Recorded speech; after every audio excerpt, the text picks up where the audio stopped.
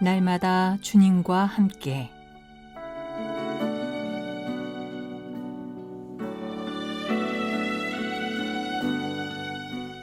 오늘 말씀의 중앙 루터교회 최주훈 목사입니다.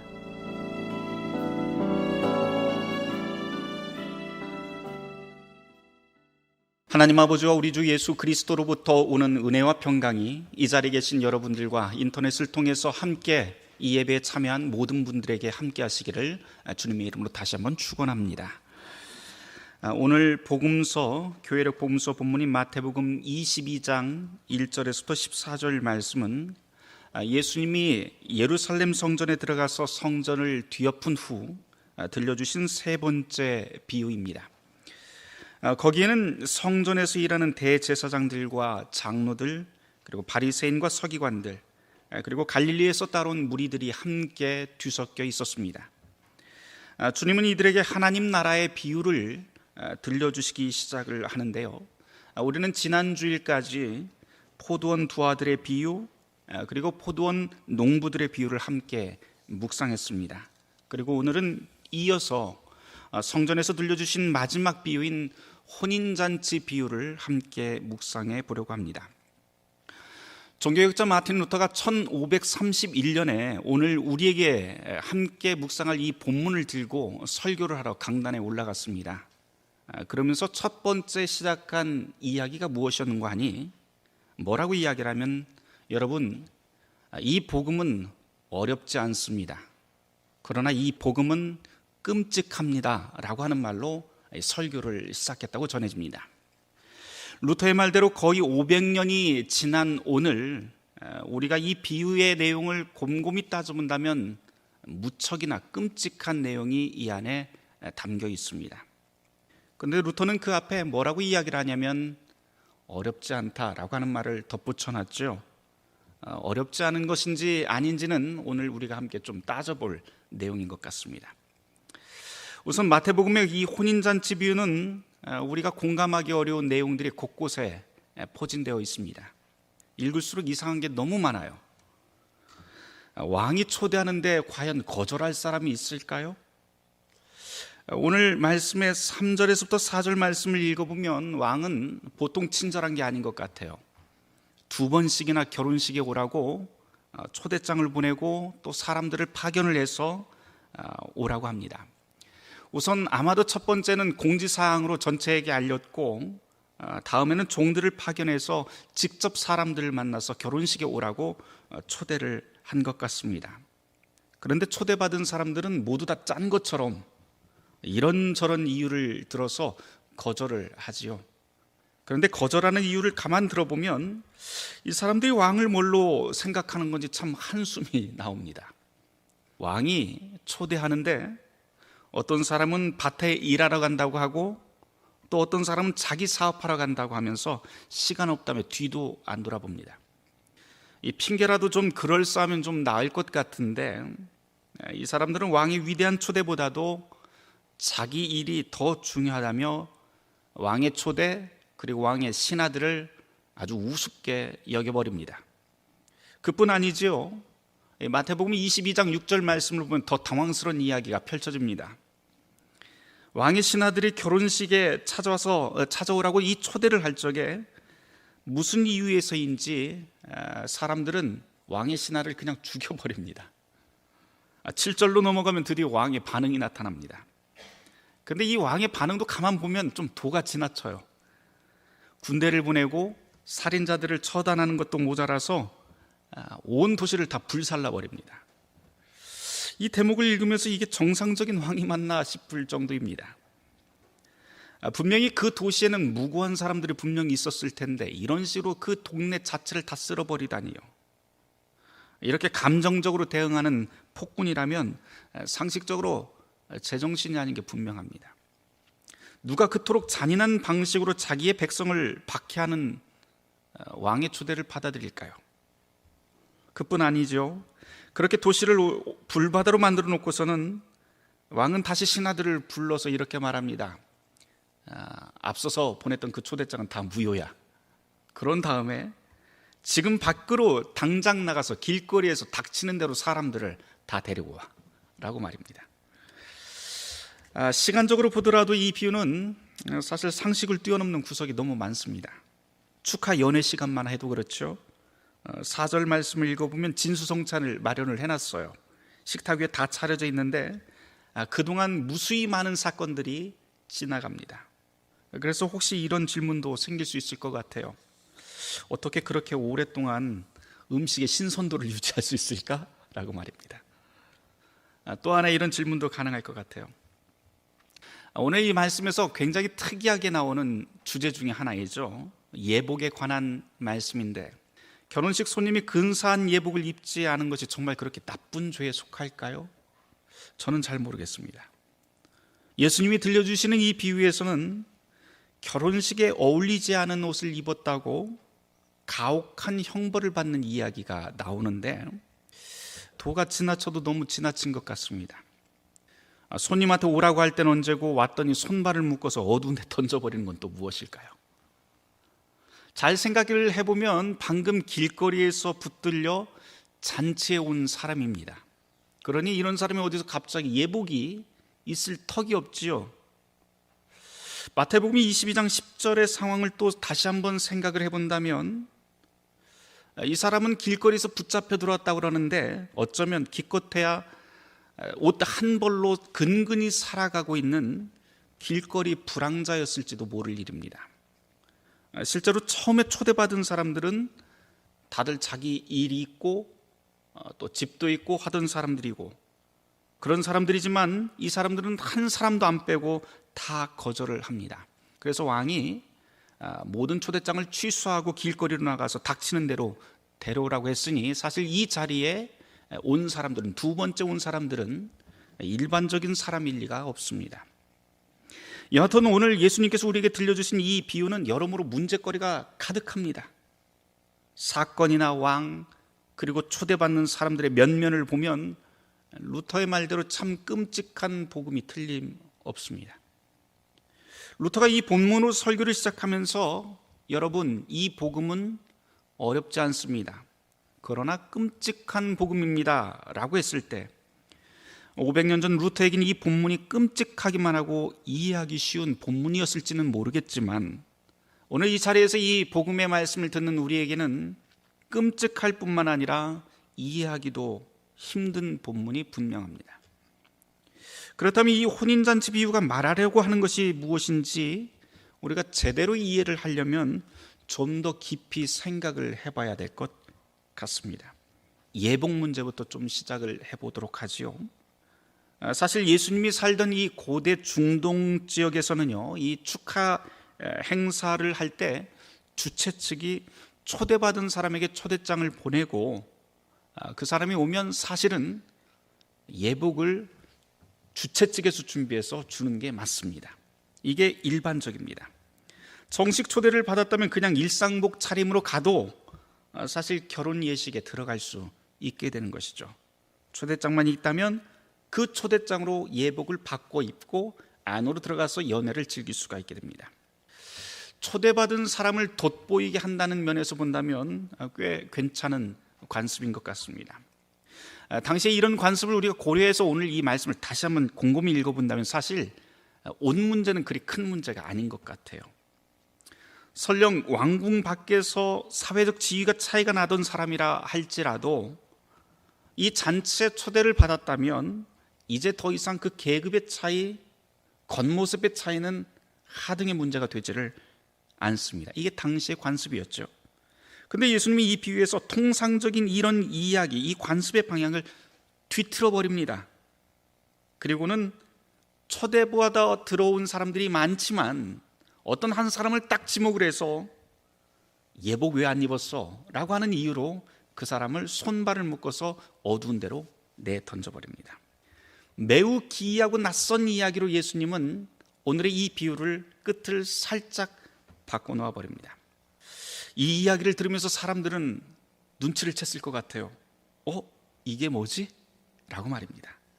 그리고는 도대체 예수님이 뭘 말하려고 이렇게 이야기 끝을 뒤틀어 버릴까라고 하는 생각에 매우 궁금했을 것 같습니다. 또한 이 비유에서는 왕이 사람들을 두 번이나 초대했다는 것도 매우 특이하죠. 첫 번째는 대략적인 날짜와 함께 그 내용을 공지하고, 그 다음에는 실제로 결혼 예식 시간이 되었을 때 종들을 직접 보내서 확인을 하며 한 번 더 알립니다. 그런데 사실 이런 초대는 고대 세계에서는 그리 낯선 방식이 아니었어요.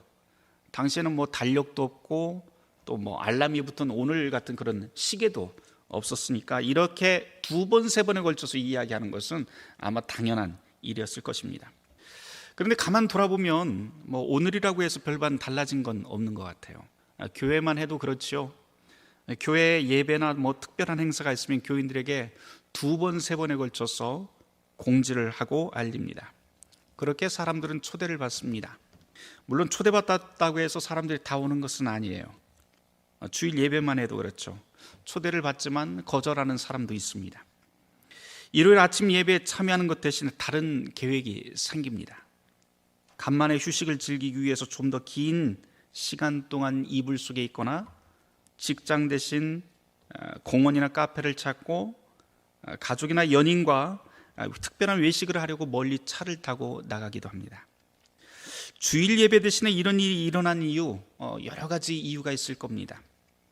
하지만 우리가 좀 솔직하게 말한다면 교회 대신 주일 아침에 다른 계획이 생기는 가장 큰 이유는 교회 예배가 지루하고 별 가치가 없다라고 판단하기 때문일 겁니다.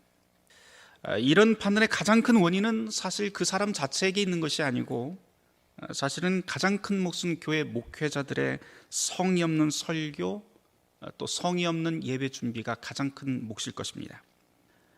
일주일에 한 번 얻게 되는 그 소중한 시간을 불성실하고 가볍게 만들어버리는 그런 교회라면 사실 성도 입장에서 그런 교회 찾아갈 이유가 없지요. 하지만 또 다른 이유를 찾아보면 또 있을 것 같아요. 어떤 면에서 보면 교회 현장에 찾아오는 교인들 입장에서 본다면 예배 중에 거의 움직이지 못한다는 사실도 그 중에 하나가 꼽힐 것 같습니다. 예전에 제가 교회에 좀 다니다가 한참 동안 교회 안 다니시는 분하고 상담을 하게 된 일이 있어요. 근데 이분이 이런 말을 해요. 제가 교회에 호감은 있지만 주일 예배에 나오는 건 조금 나중에 좀 생각을 해보겠습니다 라고 말입니다. 그러면서 늘 피하던 분입니다. 이유를 제가 물어보니까 이분이 이런 아주 재미난 말씀을 해주세요.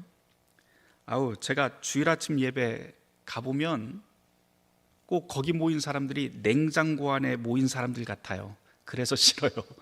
냉장고 안에 갇혀있는 사람들 같아서 싫어요 라고 말을 해요. 그러면서 하는 말이 교회 예배 시간에 가보면 양쪽이 꽉 막힌 장의자에 사람들이 끼어 앉아서 움직이지도 못하고 화장실도 눈치 보면서 가야 하는 게 정말 싫더라라고 하는 말을 저에게 해줍니다. 사실 그분의 말씀을 또 곱씹어 보면 사실은 단순히 장의자만의 탓은 아닌 것 같죠. 사실은 그 이야기 속에 교회 예배가 냉장고 같다라고 하는 그분의 말씀엔 굉장히 많은 이야기들이 담겨 있는 것 같습니다. 사람이라면 어디든지 자기가 따스하게 안길 곳을 찾습니다. 그것이 공개적이든 개인적이든 아니면 심리적이든 그건 뭐 일률적으로 말할 수는 없지만 냉장고 같은 그러한 모임을 피하는 건 사람이라면 어쩌면 당연한 일입니다. 그런 곳에서는 하나님의 온기는 그만두고라도 사람의 온기도 느낄 수 없으니 두 번 다시 안 갈 게 당연합니다. 그런데 여러분, 예루살렘 성전에서 대제사장들과 무리들 앞에서 들려준 예수님의 이 혼인잔치 비유는 오늘 우리가 교회 안 나가는 이유, 다시 말해서 냉장고 같은 그런 교회 문제를 다루는 건 아닙니다. 또한 지루한 예배 때문에 사람들이 이 혼인잔치에 왕의 그 혼인잔치에 가지 않았다고 하는 그런 것도 아닙니다. 왕의 초대를 거절한 다른 이유를 주님은 성전 안에서 모여있는 사람들에게 아주 날카롭게 말씀을 시작을 합니다. 그러면서 오늘 비유의 마지막 말씀이죠. 마태복음 22장 14절 말씀은 그 이유가 무엇인지 아주 무겁게 우리에게 들려줍니다.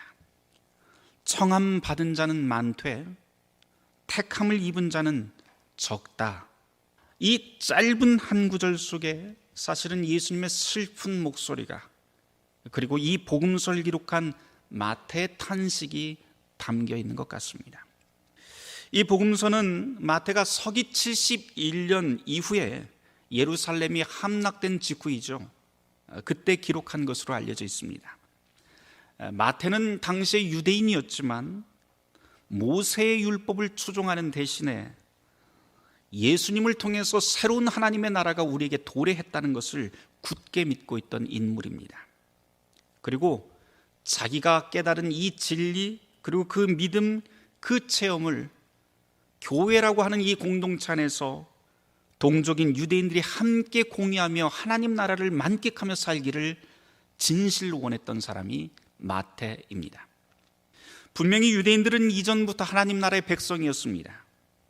그러니 초대받은, 왕의 초대를 받은 사람들이었죠. 그리고 아무도 이 사실을 유대인들은 의심하지 않았습니다. 그런데 문제는 정작 선지자들로부터 하나님 나라의 초대장이 왔다라고 하는 소리를 들었을 때 이 유대인들은 아무도 거들떠보지 않았습니다. 그 사실을 예수님과 마태는 짚어냅니다. 6절 말씀이 바로 그 뜻을 암시하죠. 그리고 7절 말씀에 보면 왕이 도시를 전부 불을 태워버렸다라고 하는 것은 아마도 서기 71년에 실제로 있었던 사건, 다시 말해 로마 군대가 예루살렘 성을 초토화한 것을 이런 식으로 표현하면서 바로 그 사건을 하나님의 진노와 심판으로 이해한 것일 수 있습니다. 마태복음서 기자는 지금 하나님 나라의 초대를 받았지만 정작 그 초대를 듣고도 연회장 안으로 들어가지 않았던 자기 동족의 역사적 심판을 이렇게 표현합니다.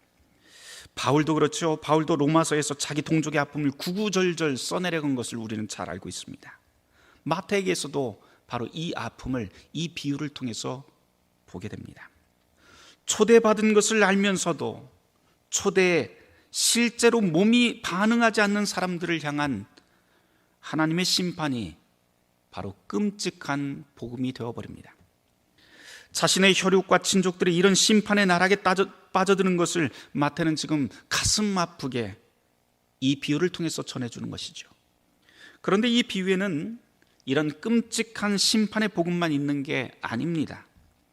유대인과 달리 초대받지 못했던 또 다른 부류의 사람들이 이제 초대를 받게 됩니다. 그들은 처음에 초대받지 못했죠. 그들 스스로도 왕의 식탁에 앉을 것이라고는 꿈에도 생각 못하던 사람들입니다.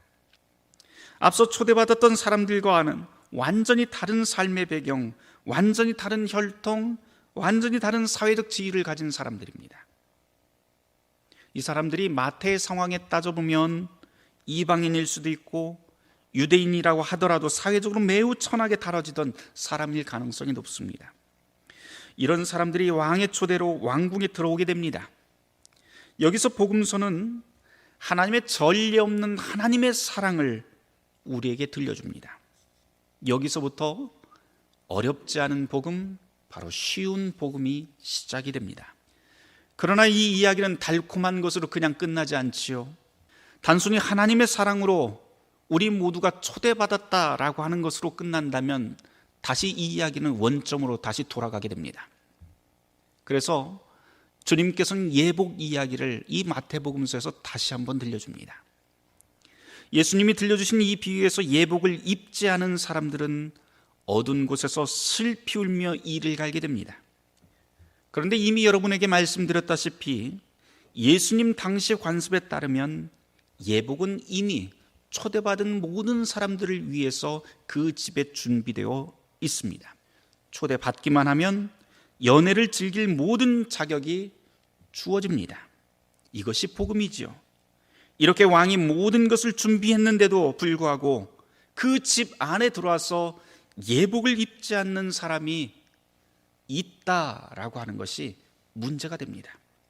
이것이 무슨 말일까요? 이 뜻에 대해서 예수님께서는 이 비유에서 자세하게 설명하지 않습니다. 그러나 모든 맥락을 통해서 우리가 충분히 이해할 수 있는 것이 있는데, 그것은 하나님 나라의 초대에 응했으나 그에 걸맞는 행동을 하지 않는 사람들을 바로 이렇게 표현하고 있는 것 같습니다.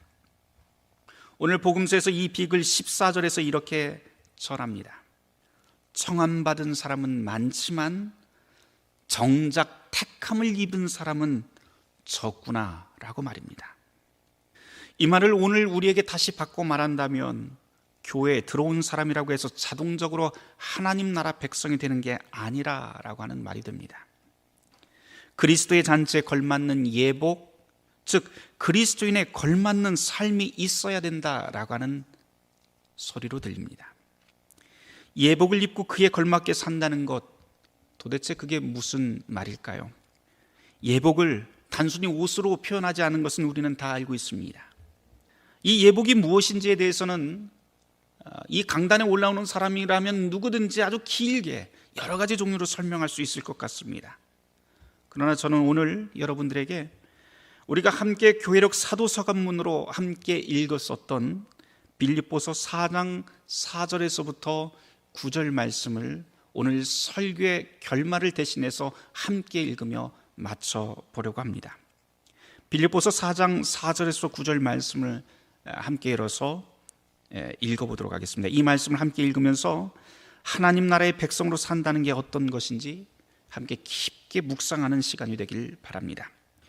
함께 말씀 천천히 한번 읽어보도록 하겠습니다. 주 안에서 항상 기뻐하라. 내가 다시 말하노니 기뻐하라. 너희 관용을 모든 사람에게 알게 하라. 주께서 가까우시니라. 아무것도 염려하지 말고 다만 모든 일에 기도와 간구로 너희 구할 것을 감사함으로 하나님께 아뢰라. 그리하면 모든 지각에 뛰어난 하나님의 평강이 그리스도 예수 안에서 너희 마음과 생각을 지키시리라. 끝으로 형제들아, 무엇에든지 참되며 무엇에든지 경건하며 무엇에든지 옳으며 무엇에든지 정결하며 무엇에든지 사랑받을 만하며 무엇에든지 칭찬받을 만하며 무슨 덕이 있든지 무슨 기림이 있든지 이것들을 생각하라.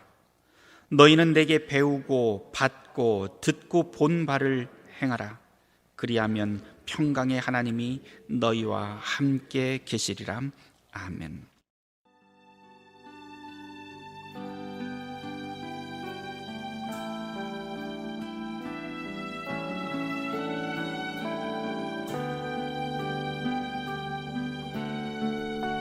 날마다 주님과 함께 루터란 아워에서 보내드렸습니다. 예수 그리스도를 영접하기 원하십니까? 가까운 교회로 나가시길 바랍니다. 교회는 여러분의 안식처요 쉼터가 될 것입니다.